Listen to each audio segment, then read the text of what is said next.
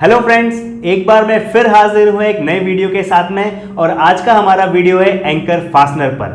क्या होते हैं ये एंकर फास्टनर, कैसे इनको यूज करते हैं, कितने प्रकार के होते हैं, और लास्ट में मैं आपको बताऊंगा कि इनको इंस्टॉल कैसे करते हैं। तो चलिए बिना टाइम वेस्ट करे स्टार्ट करते हैं अपना वीडियो। तो आप देख सकते हैं कि हमारे पास कुछ एंकर फास्टनर हैं। वैसे तो ये प्लास्टिक के भी होते हैं, बट ये वाले जो हैं ये हैवी वेट कैरी नहीं कर सकते हैं। हमारे जो ये एंकर फास्टनर हैं उस पे आप हैवी ऑब्जेक्ट का लोड बड़े आराम से दे सकते हैं।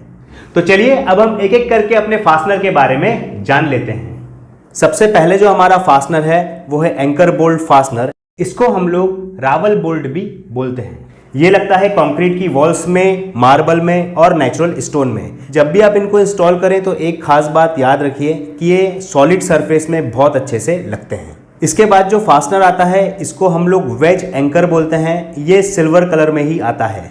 इसको आप लोग वेज कंक्रीट एंकर फास्टनर भी बोल सकते हैं क्योंकि ये कंक्रीट सरफेस में ही लगते हैं।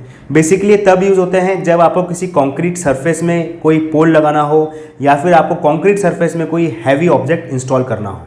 ये स्टोन या फिर ब्रिक्स में नहीं लग पाते हैं। अब मैं आपको ज़रा ये दिखाता हूँ। बेसिकली ये कोई फास्टनर नहीं है, इसको हम लोग बोलते हैं डी हुक हैंगर। इसका बहुत ज़्यादा इस्तेमाल होता है जब आपको सीलिंग पे कोई फ़ैन लगाना हो या फिर झूमर लगाना हो या फिर झूला ही क्यों ना टांगना हो। इसके बाद ये जो आप फास्टनर देख रहे हैं इसको हम लोग बोलते हैं स्लीव एंकर फास्टनर। ये सिल्वर कलर में आते हैं और ये पाइप एंकर फास्टनर के नाम से भी जाने जाते हैं। फिर जो आप ये वाला फास्टनर देख रहे हैं इसको हम लोग बोलते हैं होलो वॉल एंकर फास्टनर। बेसिकली ये जो पीओपी की वॉल्स होती हैं उसमें लगते हैं। इसके लिए किसी पेचकस या फिर पानी की ज़रूरत नहीं होती है। जस्ट आप इसको ऐसे टाइट करते जाएंगे अपने हाथ से ही और ये फिट हो जाएगा। रीज़न ये है कि पीओपी की वॉल्स बहुत ज़्यादा कच्ची होती हैं और यदि आपको उस वॉल पे कोई ऑब्जेक्ट टांगना हो तब फिर ये वाले एंकर फास्टनर बहुत ज़्यादा काम में आते हैं। इसके बाद आते हैं ये वाले हमारे फास्टनर्स। इसको हम लोग बोलते हैं ड्राई वॉल एंकर। ये जो ड्राई वॉल एंकर है ये सबसे ज़्यादा यूज़ होते हैं। इसमें आप वॉल या फिर सीनरी कुछ टांग सकते हैं। ये हैवी वेट कैरी नहीं कर सकते हैं। घरों में जो सबसे ज़्यादा फास्टनर यूज़ होते हैं वो ये वाले फास्टनर यूज़ होते हैं। इसको वॉल रिवेट, प्लास्टिक रिवेट या फिर प्लास्टिक की कील भी बोलते हैं। इन सारे फास्टनर में जो सबसे अच्छा फास्टनर है जो बहुत ज़्यादा हैवी वेट कैरी करता है वो ये वाला फास्टनर है। इसको हम लोग स्विंग एंकर फास्टनर बोलते हैं।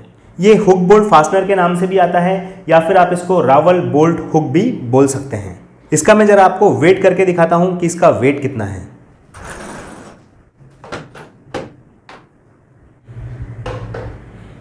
तो आप देख सकते हैं कि ये 121 ग्राम का है। ये बहुत ज़्यादा हैवी वेट है। ये एंकर फास्टनर बड़े आराम से 200 किलो तक का लोड ले सकता है।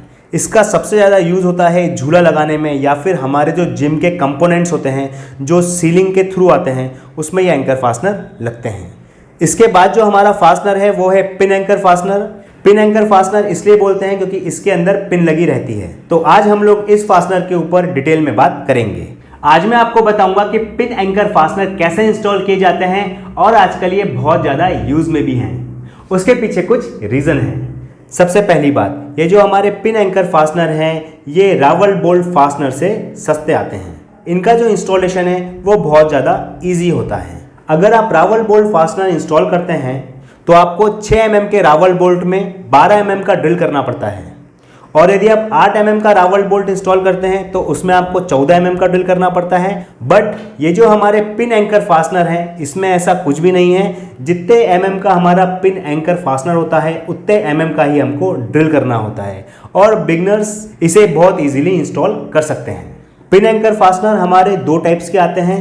एक तो आते हैं नर्लिंग वाले और दूसरे आते हैं विदाउट नर्लिंग। देखिए मैं आपको इसमें ज़रा नर्लिंग दिखाता हूँ थोड़ा पास करके। ये देखिए इस पर नर्लिंग बने हुए हैं। जब आप इस पर उंगली फेरेंगे तो आपको मालूम पड़ेगा। तो ये थोड़े से कॉस्टली आते हैं in comparison to without knurling. ये देखिए जो दूसरे मेरे सेम है पिन एंकर, इसमें आप देख सकते हैं किसी भी प्रकार का कोई नर्लिंग नहीं दिया गया है। बिल्कुल ही यहाँ पे चिकने हैं। तो मैं आपको यही सजेस्ट करूँगा कि जब भी आप पिन एंकर फास्टनर लें तो नर्लिंग वाले ही लें। पिन एंकर में दो टाइप्स के नट आते हैं। एक तो आते हैं फ्लैंज नट और एक दूसरा आता है सिंपल नट। ये देखिए ज़रा मैं आपको एक फ्लैंज नट दिखाता हूँ। तो ये बेसिकली फ्लैंज नट है, ये नट है, इसमें ये वॉशर लगा हुआ है। तो मैं आपको ये रिकमेंड करूँगा कि आप फ्लैंज नट वाले ही पिन एंकर फास्टनर लें।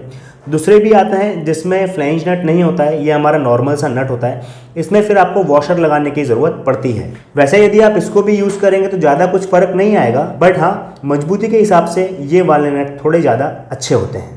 इसके बाद यदि हम इसके साइज़ेस की बात करें तो ये M6 से लेके M24 तक आते हैं। जैसे ये वाला जो मेरा फास्टनर है इसका साइज़ है M6 मतलब 6 mm का है, और ये फिर है हमारा 10 mm का। और इसके बाद जो साइज़ हैं वो आते हैं M12, M16, M20 और M24। M24 तो बहुत बड़ा साइज़ हो गया, खैर वो सब इंडस्ट्रीज़ यूज़ में होते हैं। सबसे ज़्यादा जो इनमें साइज़ चलते हैं वो चलते हैं M6 से लेके M10 तक।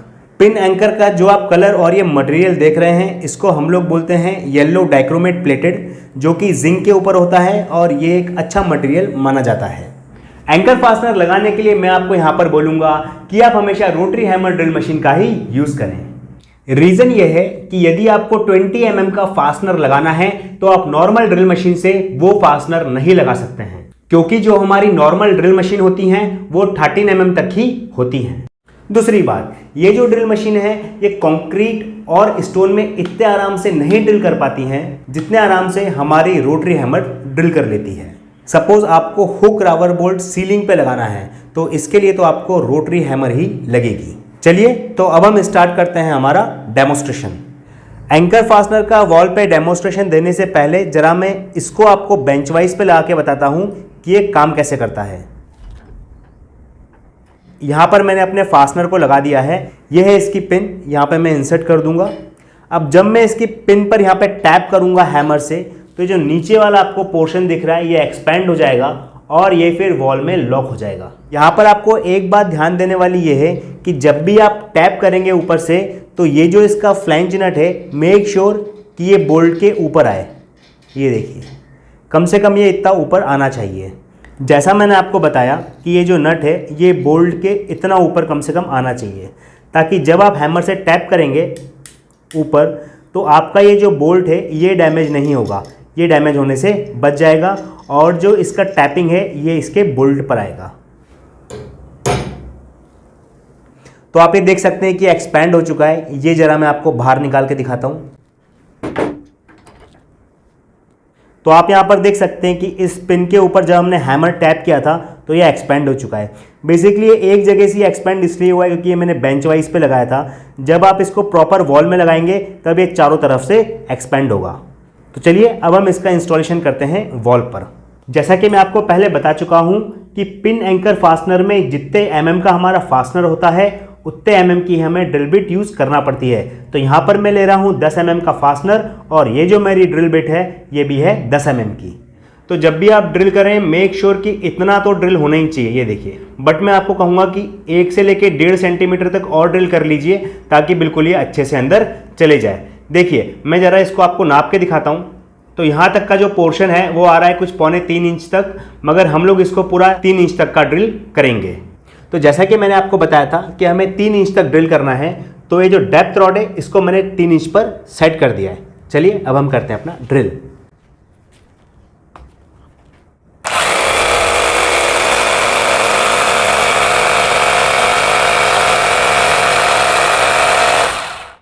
तो ये आप देख सकते हैं डेप्थ रॉड मेरा पूरा वॉल पे आ चुका है। तो यहाँ तक हो चुका है हमारा पूरा 3 इंच तक का ड्रिल।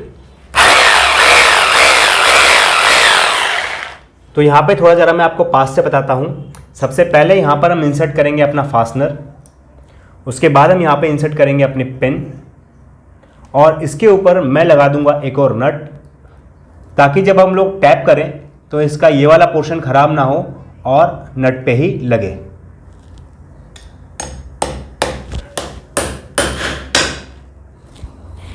तो सबसे पहले मैं ये वाले नट को खोल लेता हूँ। ये बेसिकली मैंने सेफ्टी के लिए लगाया था ताकि मेरे बोल्ट को कुछ भी ना हो।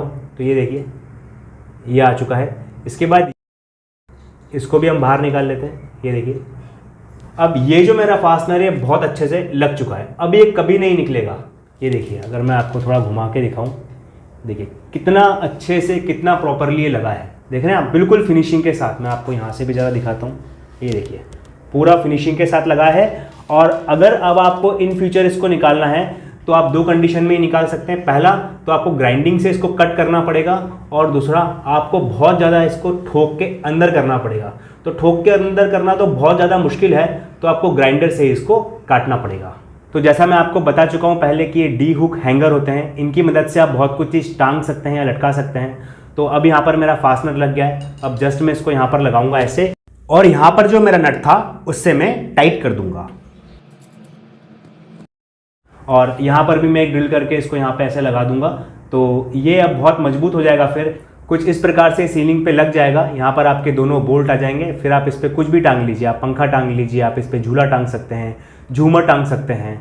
तो फ्रेंड्स, आज के वीडियो में बस इतना ही। मुझे पूरी उम्मीद है कि आप एंकर फास्टनर बिल्कुल अच्छे से लगाना सीख गए होंगे। और हाँ, यदि आपको वीडियो अच्छा लगा हो तो सब्सक्राइब कर दीजिए, बगल में जो बेल आइकन है उसको दबा दीजिए, ताकि मशीन और टूल्स के वीडियो सबसे पहले आप तक आ सके। और एंकर फास्टनर का लिंक मैंने डिस्क्रिप्शन बॉक्स में दे के रखा है, वहां से भी जाके आप उसको ले सकते हैं। तो अभी तक के लिए इतना ही। Stay safe and keep watching.